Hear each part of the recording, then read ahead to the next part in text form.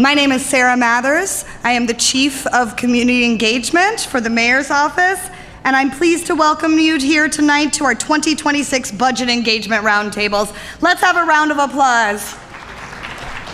Excellent, thank you. I'm hoping that the more I talk, the more people will come in here. I want to thank you so much for coming out this evening.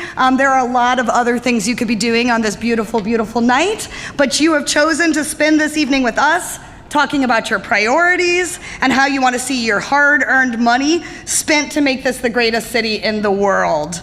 So now it's time for you to give yourselves a round of applause. So a round of applause for you. There we go, wonderful. Okay, I see people coming in. That's great, that's what we want to see. Keep it coming, guys. We thank you tonight. I also want to quickly thank some of our stakeholders that helped to design these roundtables. I've seen a couple of you throughout this, and so we really appreciate you. And I want to thank our contractor that we worked with who is designing these from Great Cities Institute. That's Taya Crum. I want her to raise her hand and say thank you to her tonight. Thank you very much, Taya. You're gonna see her and her staff around the room today, helping to make this day great. So while people are still coming in, let me tell you about how tonight is going to go. First, we're gonna have a short presentation about our budget. And that's not an easy job to do in a quick PowerPoint, but our budget director will walk us through some of the main points that make up our corporate budget. And she's also going to discuss some of the things that we heard from you last year and how our mayor and his administration and the departments prioritized what you shared with us. The budget roundtables from 2025 included key elements from our discussions at these roundtables. So we want you to know that we hear you and that what you say matters. And we want to do that again tonight. So I'm going to welcome to the stage Budget Director Annette Guzman and our Mayor Brandon Johnson. If you could give them a round of applause, please. Thank you. Woohoo! That's right. Okay. All right, Southside, showing up, looking good tonight. As I said, we're going to have a short presentation first, but to talk about those priorities and why it's so important that you're here this evening, I want Mayor Brandon Johnson to come up here and join us first. So let's hear it from him about what the importance of these things are. Thank you very much. Thank you so much, Sarah. Good evening, everyone. Good evening. So really grateful to be with you all this evening as we collectively come together to build a budget that speaks to the values of working people. I'm committed to building the safest, most affordable big city in America, and working alongside of each and every single one of you has been the real joy and honor of my life. I'm grateful that we have our budget director, Annette Guzman, here this evening. You'll hear from her again, our chief of community engagement, Sarah Mather. We're also joined by the Mayor's Office of Community Engagement, and then there are a number of commissioners as well as first deputies and many staff members that are here this evening to connect with you. I'm also grateful that this institution has made itself available to the people here at Kennedy Keene College, right here on the south side of Chicago. What an incredible staple and an appropriate place to talk about how we build a more equitable, just society. I want to thank really all of you for taking time this evening to put forth your best effort to come together for this very important discussion. I'm also grateful that there are at least a couple of alders that have joined us this evening as well for this great discussion. Alders Mosley as well as Moore. Can you give them a round of applause? I see you. Listen, your feedback and your ideas and even your criticism will be vital as we build the city's budget for the next coming fiscal year. All of you are experts because you own your experiences, and it's those experiences that ultimately has guided me along the way for the first two budgets. You know that your neighborhoods are neighborhoods that reflect our best and our brightest, but you know those specific needs, the challenges that we face in the respective neighborhoods, and what the community is ultimately calling for. With your knowledge and input, we can best allocate funding towards the things that truly matter, like affordable housing, community safety, mental health, youth employment. In fact, I'm grateful for the feedback that you all have provided, particularly around youth employment, because this summer, you all, we're going to hire 29,000 young people across the city of Chicago, a 45% increase because of you all's feedback. As we continue to expand mental and behavioral health services, know that these are the very ideas that you brought forward 2 budgets ago. So I'm counting on you. I want the people of Chicago to be with me every step of the way throughout this entire budget process. We want to build and expand on these partnerships with communities across the city, with stakeholders across the city, to bridge the gap between the people and government. And we want to continue to expand and innovate in ways in which we bring people together. This collaborative approach is the only way in which we can build a budget process that ensures that all of our residents are heard and that their needs are met. And that is why the roundtables are so important. It will allow city departments to hear directly from you all. By submitting your ideas, this will submit ideas to the overall budget. I'm truly honored that all of you are here today, and know that as we continue to build more affordable homes, create more opportunities for our young people, contribute to the overall strategy to community safety, because of you all's input, homicides are down 31% in the city of Chicago. Shootings are down 38% in Chicago. Shooting victims are down 40% in Chicago. Robberies are down in the city of Chicago. We have rolled up our sleeves. You have provided guidance for these first couple of budgets. I'm counting on you as we build the safest, most affordable big city in America, which is the greatest freaking city in the world, the city of Chicago. Thank you all very much.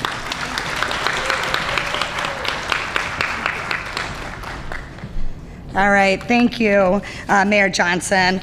I know you're the school teacher here tonight, but right now we've got Director Guzman, who is going to give us a lesson. She's going to drop us some knowledge on the budget and what it's made up of. So after she's done with the lesson, I'm going to come back here and I'm going to talk about how our roundtables are going to go. So please welcome Budget Director Annette Guzman to the stage. Thank you.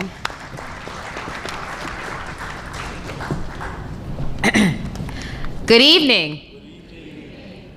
I know, it's a little quiet again. A little quiet. Because of the level of information you're about to get, I want to make sure that we're all awake and that we're all engaged. So I'll do this one more time. The energy you give me is the energy I'll give back to you, okay? Good evening. Good evening. Much better. Thank you, thank you, thank you. They were louder on the west side.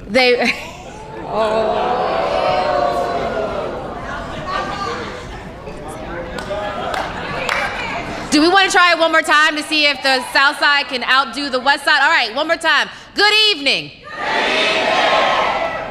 I think you beat them. All right, but you know what? We're all one city. We all want to go together as one city. We all want to progress together as one city. So whether you live on the west side, the south side, the north side, we're all one city. All right, so I'm here because I think that any discussion about our budget, any discussion about what our neighborhoods need, what our communities deserve, needs to be grounded in a conversation about how our budget works and what it is that we invest in, so that you can go into these roundtables and have discussions about how do we form our budget to better meet your needs. Sarah is right that the last 2 years we have listened, we've received feedback, and we've included your desires, what you've asked us for in this budget. But before I tell you how we did that, let me talk a little bit about how we make up our budget. So why do we do this? Why do we every year come together and talk about a budget? The simplest reason is because we're required to. We're required to by law, both at the state level and through ordinances passed by City Council and executive orders that our mayor has himself entered into. So let's just start with the first. By state law, municipalities that are of a certain size or population are required to annually reflect the resources that they receive and how they will use those resources. Just as simple as that, right?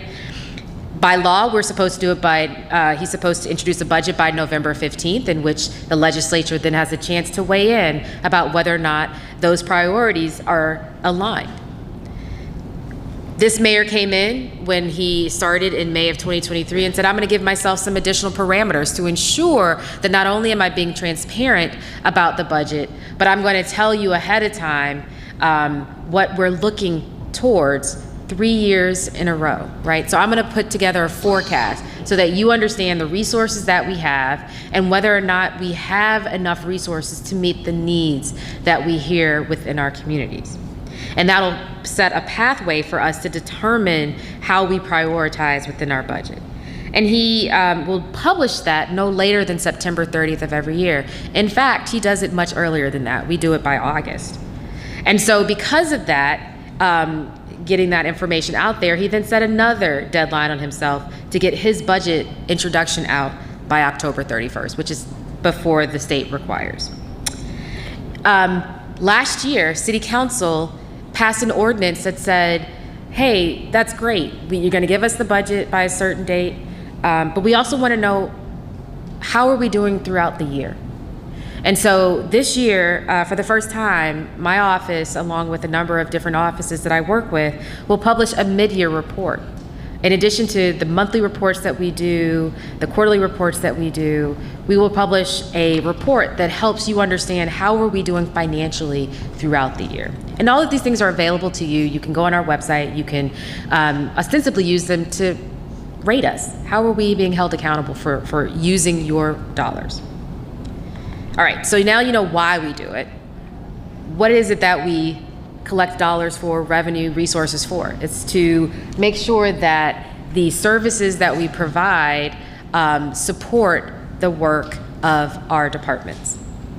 And who are we doing it for? So at the very top, this is our organizational structure. You've probably seen this before. It's in our budget book. But at the very top of our org structure, think of us as like a large corporation, is our residents. Our residents are our, if you want to say, they're our stakeholders. They own stock in the city of Chicago, right? But then underneath that are our elected officials. Mayor is the chief executive of the executive branch. We have 50 alders who represent 50 different wards that are the legislative body that pass legislation that guide the work that we do, guide the rules that we're all responsible for. We have a treasurer that is the chief investment officer of the city, making sure that the money that we receive is invested so that we're receiving returns. And we have a city clerk that's responsible for ensuring that the records of the legislative body are properly documented and that there are other types of registrations such as our city stickers and so forth that her office provides for all residents of the city of Chicago. So that's the body that we have and that you provide resources to. So under the executive branch, what is it that we do? You'll hear probably in a table discussion that you have tonight about a service you never even knew that the city of Chicago was the one that provides. One, I think that is a little bit of an indictment on the city that we need to better communicate the services that we provide. But they're so vast and there's so many, and they touch every aspect of the lives of the residents of the city of Chicago, the businesses that do business here, and the people that visit this wonderful and amazing city.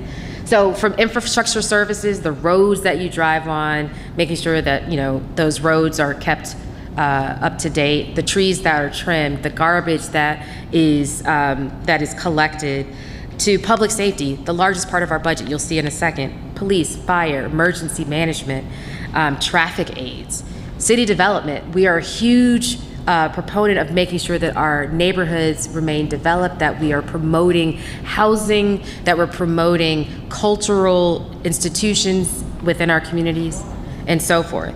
We also have regulatory arm. We want to make sure that the businesses that do business in the city of Chicago are doing it according to code, that the laws that those who want to do business in the city of Chicago are upheld and enforced. And then for those of you who interact with our departments such as Family and Support Services or Public Health or our libraries, we do a lot as well as it relates to services in our communities.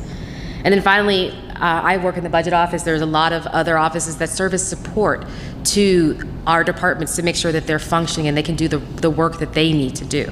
So there's so much the city provides, and you can see all of that not only in our budget, but you can see that in if you go to our website and if you attend any of the events that the City of Chicago puts on. So that's what our budget funds. One thing I want to make sure that is really clear, and you know, we talk about all of these other institutions, we call them our sister agencies. Though they're not necessarily in our budget, we might provide support to these agencies. We might even provide them grants and enter into agreements for the transfer of services.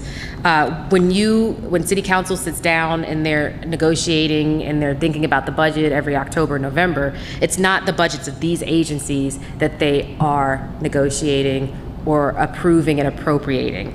These agencies have largely their own boards, or they might have their own elected officials. But we work collaboratively together to ensure that as a city, we're moving forward. So, though you might have a question tonight about Park District, you might have a question about CHA, you might have a question about the budget of CPS, those are important, and we work really collaboratively with them. But as it relates to what I do every day, what I'm looking at as it relates to numbers, those are separate and apart budgets. So let's talk a little bit about our budget.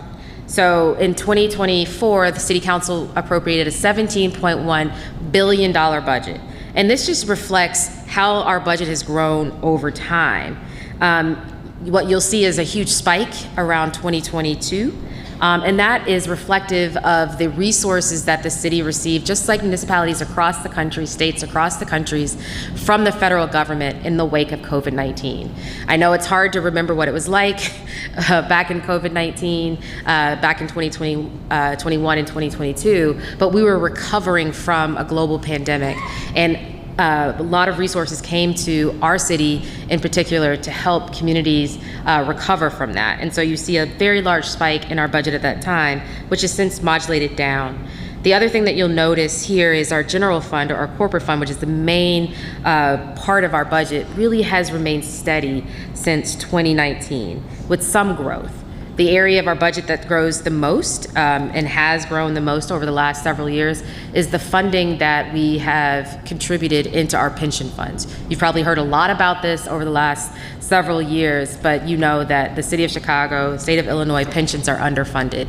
And so on a plan that was put in place several years ago, the city has ramped up its funding into its pension funds to ensure not only that the retirements of our workers are funded, but that we can ensure that in the future, because that's a huge liability, that our kids and our kids' kids aren't still paying those down.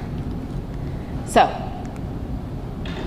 the other thing you probably hear a lot about is how the city's budget is structurally imbalanced. And this is, if you think about it, think about your own household budget, what does that mean?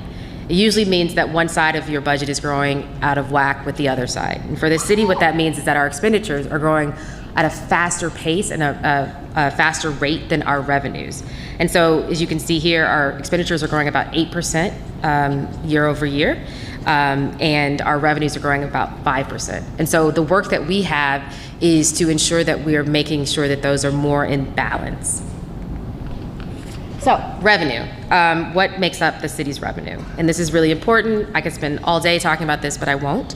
The largest part of our revenue source is our local tax. So as a large city in the state of Illinois, we have what you call home rule authority, which means that we can put certain revenues in place that we control, that we collect, and that we administer. And so that's the largest part of our budget. It's a growing part of our budget. And it's one that provides stability for the operations of the city. The other large part is local non-tax revenue, and that's largely things like fines or fees. So if you are not in compliance with city ordinances, or there's a service that the city is providing to you, those are the things that we collect in order to provide that service. The third largest bucket is our intergovernmental revenue, and that is revenue controlled at the state level. Roughly 40% of our revenues are collected and authorized at the state level. And what we have seen, you won't see it in this chart, but if you look at our budget over time, what you'll see is our intergovernmental revenue is the revenue that is under a lot of pressure and is shrinking year over year. Turning to our expenditures, if you look at it both by departmental function and by expenditure category, two things probably leap out. The first is public safety makes up the largest portion of our budget at 43%. And so that's, again, your emergency services, your police, your fire, the things that you depend upon in the moments of need. Second is our general financing requirements, and those are things like benefits, pensions, debt. When you look at the expenditure category, again, the thing that probably jumps out at you the most is personnel services. Like most organizations, our labor costs are our largest expense. Second largest is specific items and contingencies. Again, pensions, debt service. And debt service is related to the capital improvement projects that the city conducts. So the roads that we surface, the bridges that we rebuild or maintain, the housing developments that we are responsible for. So now that I've told you a little bit about our budget, let's turn to a little bit about what our budget is invested in. So as Sarah said, as the mayor said, these budget engagements are crucially important to how we end up investing funding in our budget. Every year we put out a report that reflects how the surveys that we take at these engagements, the discussions that we have at the tables that we're about to have, how do those find their way into our budget? And so through this engagement process, and we do this across the city, and importantly, we do it with youth, which will come up next week, we begin to make investments in areas that truly matter and uplift our communities. And so in the 2025 budget, based on what we heard at this engagement, based on the surveys that we collected, two things probably were top of mind and biggest priorities, and had to do with housing and homelessness service in the city of Chicago. And so one of the biggest priorities was, how do we expand services to persons experiencing homelessness? So in the 2025 budget, for the first time in decades, the city was able to expand the number of beds that we have in our shelter network. Had stayed at 3,000 for decades, and we doubled that and more in 1 year at 3,800 beds. Because we do know that helping people out of homelessness is on a spectrum, but this is one of the most immediate needs. And with an investment of $40 million, we were able to expand our shelter network. Another kind of complement to our shelter network is rapid rehousing, and this provides up to 24 months of support for those who need not only shelter and a space, but also wraparound services to help them as they're moving out of homelessness. And so this was another $29 million investment, and allows for us to help 1,000 people this year as they're moving out of homelessness. One priority that was big amongst the youth engagement that we had was expanding broadband access to areas of the city that have connectivity issues. If you are someone who lives in a part of the city, because I think you think city of Chicago, global city, what part of the city would not be connected? There are parts of our city that don't have extensive broadband access. And so with an investment of $23 million, we're able to support those areas of the city, expand their connectivity. So if you're someone who's looking for a job, or you're a student at a school who needs to be online in order to get access to your classes, building out our broadband network will allow you to do that. You heard the mayor talk about all the efforts that the city is doing to reduce violence. One of the ways that we're doing that is by providing direct grants to neighborhoods, community organizations whose whole purpose is to disrupt violence in those neighborhoods. And so across a number of different types of programs, whether it be gender-based violence, rapid rehousing, supports for youth, supports for those who are returning into our communities, so our reentry programs, $100 million in 2025's budget is supporting community violence prevention programming extensively throughout the city. You heard the mayor talk about mental health being a priority, and we heard that loud and clear at every single one of our budget engagements. So expanding alternate response programs so that it is citywide. So with an investment of just under $2 million, we have created a dispatch unit within our emergency management communications 911 call center that will help route mental health experts throughout the city under our care network, which also expanded this fiscal year. CDPH does a whole lot of things. One of the things that they're also focused on is maternal health. I know this is something that's near and dear to our First Lady as well. And under the Family Connects program, for those who are in need of postpartum care, we're able to provide grants to participating hospitals that can provide that care directly in the homes of those who have just had a newborn baby.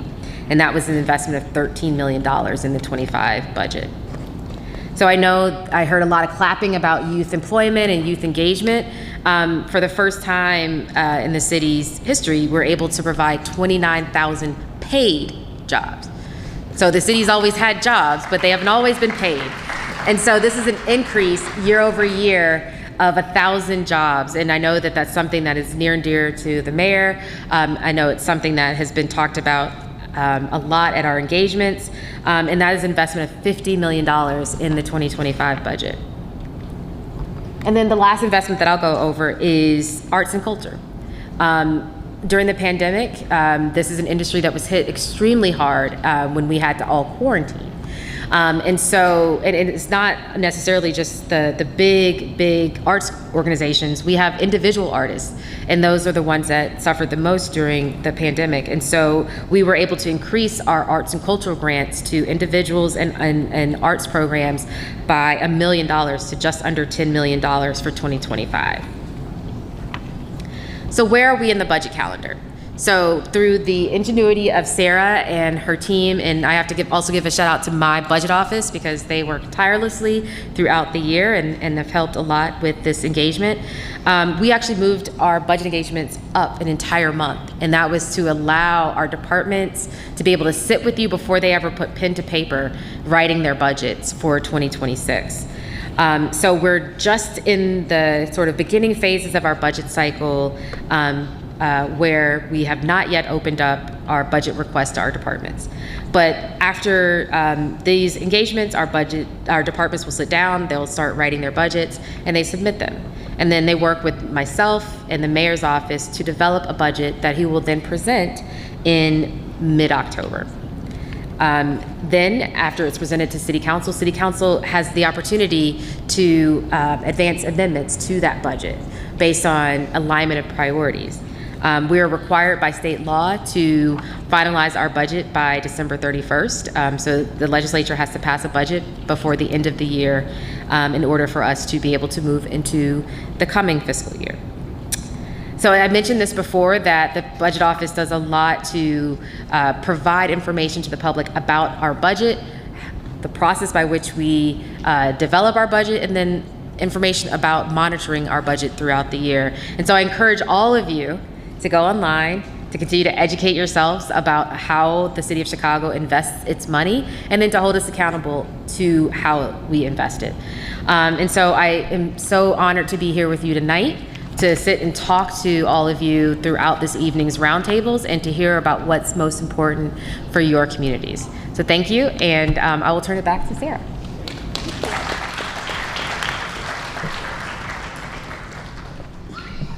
Wonderful, thank you. I also want to acknowledge a couple more people in the room. I know we have the alders here. I know we have some members of our police boards here. I know that we have task force members here, our stakeholders here. We have the chair of our other budget working group, Karen Freeman Wilson, that's in the crowd tonight. So why don't we give a round of applause to all of the people that came out this evening. So I want to thank them for that. And I also, of course, want to thank Director Guzman. Every single time that I see that presentation, I learn something new. It's a lot of information very dense information to process. I know we've given you handouts for it this evening so that you can go back and reference them. We're going to add them to our website. I know somebody asked me about that earlier over email, so we will provide that for you so that you have something to reference, and you can have that in electronic form also. These budgets, they're complicated documents, right? This is a complicated thing, and we need to make sure that we center the highest priority. And as you saw on the staffing chart, that's the residents in the city of Chicago. That's you guys.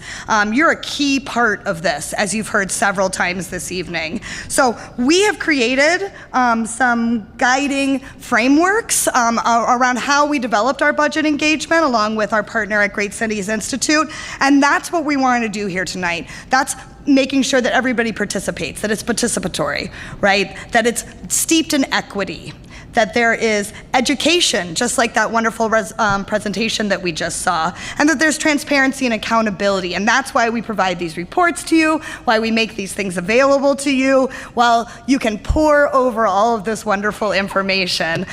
We want you to have that. And then we have, we have 5 different topic areas that we're going to talk about tonight. And that will be affordable housing and homelessness, community safety, environmental justice and infrastructure, community and neighborhood development and arts and culture, and of course, public and mental health. And when you walked in this evening, you were given a packet with a bunch of programs and projects and initiatives that our departments would like to get a little bit more engagement on, all right? So when you go into your roundtables, please look at these things, talk about them a little bit. Our community stakeholders help to narrow down from a really long list of things so that we could inform people about these things or get that feedback from them, because we want to know how these impact your community. Now, this isn't the only thing that we're going to talk about this evening. You are welcome to talk about whatever comes to your mind about the experience that you have with the city, the programs that you love, that you want to make sure stay strong, maybe grow, but that could use some improvement, or what's not working for you, right? We want to know whatever that it is. Please let us know. And we also, when you go into the big the room where we're going to have our roundtables, we've got a lot of other projects, because there's a lot that goes on in the city and perhaps you don't know about it. So we've got things there that you can reference, that you can give feedback on, and we're just looking for you to give your voices to what our budget process looks like. And with everything that we do in this city, every single thing, an underlying focus will always be in youth, right? That's the intersection between all of these different topic areas. You can talk about youth with community safety, with public health and mental health, arts and culture and business development, housing, environment and infrastructure. There's youth throughout all of those things. We keep them in mind with everything that we do, so please keep them in mind also when you're thinking about how these programs impact your community. Now, this is our last budget roundtable for the adults this year, but we will have an exclusive one for youth. Only from ages 13 to 24. If you adults show up, I'm putting you in the back. You're not allowed to talk. We're giving them the full range of discussion. That's going to happen on July 9th. So we'll have those. But still, keep them in mind when you're talking about things, and hopefully we've got some youth here tonight also to be represented. Now we're going to get up really soon, and we're going to walk into that other room, and we're going to get into topic areas and start these discussions. And we at the city, we consider this a listening session for us. It's your turn to talk. Of course, you can ask questions and get clarity on things, but take up a lot of space. Tell us what you want. Tell us how these things work. And if you can't get it all out tonight, tell us online. We also have comment cards at each table, and please, please, please, please, please, please take our survey. There's a paper survey that you were handed when you walk in. That's how we write that big report that we put online. And we put every single comment that you guys write down into that report. Well, we don't do it, our contractor does it, and they spend a lot of time doing that data entry because we want to get all of your comments and we want to hear them all. So please, before you leave, because as soon as you walk out of here, you're not going to take that survey. So we need you to fill it out on paper and tell your friends that they can get to that survey online. We do have it posted on the website, so you can still get to it. But leave comment cards, fill out those surveys. There's a little thing of boxes where you drop a blue coin, you get 1 coin. Don't overvote. No voter fraud in this house tonight. But choose what your favorite priority is out of the pillars from this administration. So that's it. We want to hear from you tonight. Everybody get up and move on to the roundtables. It's time to talk. Go forth and engage. Thank you very much.